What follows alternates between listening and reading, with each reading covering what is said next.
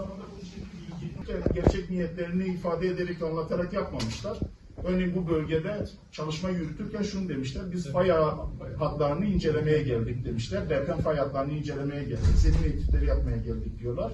Ama esasında onlar burada gelip aynı zamanda çalışma yürütülecek alanın çalışmasını, etüdünü yapmışlar ve çalışmasını yürütmüşler.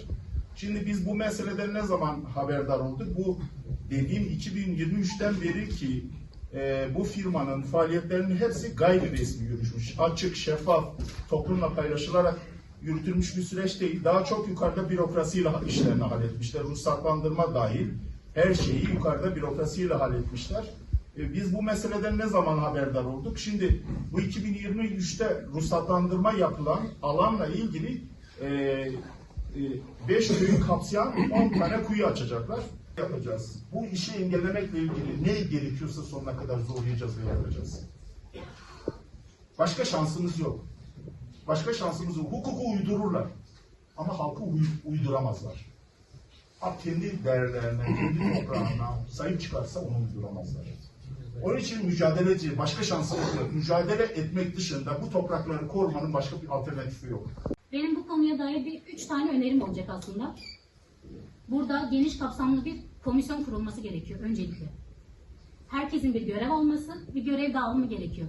Bütün yükü Çayan Muhtar'ın sırtına ya da birkaç arkadaşın sırtına bırakmamamız gerekiyor. Muş'un Varto ilçesinde Çallıdere yani Huarkölü sınırlarında mera vasfı taşıyan alanın jeotermal kaynak arama faaliyeti için Amerikalı bir şirkete tahsis edilmesi kararı, kamu yararı adı altında yapılan açık bir siyasi tercihtir. Ama görüyoruz ki kamu yararı denildiğinde akla köylü gelmiyor, şirket geliyor. Yarar denildiğinde ise suyun, toprağın, hayvancılığın korunması değil, yatırım dosyasının ilerlemesi anlaşılıyor. Bu karar enerji politikası kisvesi altında meralarımızın ranta açılmasıdır. Bu karar halkın yaşam alanının şirket çıkarlarına devredilmesidir. Süreç başından itibaren şeffaf yürütülmemiştir. Hatta köylülerden gizlenmiştir. Köylülere açık bir bilgilendirme sağlanmamış ve rızaların olup olmadığı sorulmamıştır. Karar masa başında alınmış, köy halkı olup biteni tamamen her şey gerçekleştikten sonra öğrenmiştir. Muhtarların ve yurttaşların sunduğu itiraz dilekçeleri ise reddedilmiştir. Yani halkın söz kurma hakkı bile devre dışı bırakılmıştır. Bu apaçık bir dayatmadır. Halkın iradesini yok sayan bu dayatmanız da meşru değildir. Bu karar sadece sondaj izni değildir. Bölgesel gıda güvenliğini de riske atan bir girişimdir.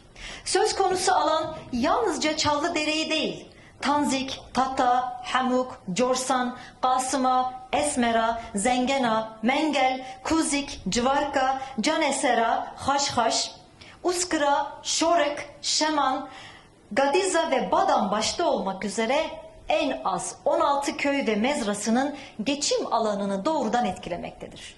Küçük bir şeyden bahsetmiyoruz.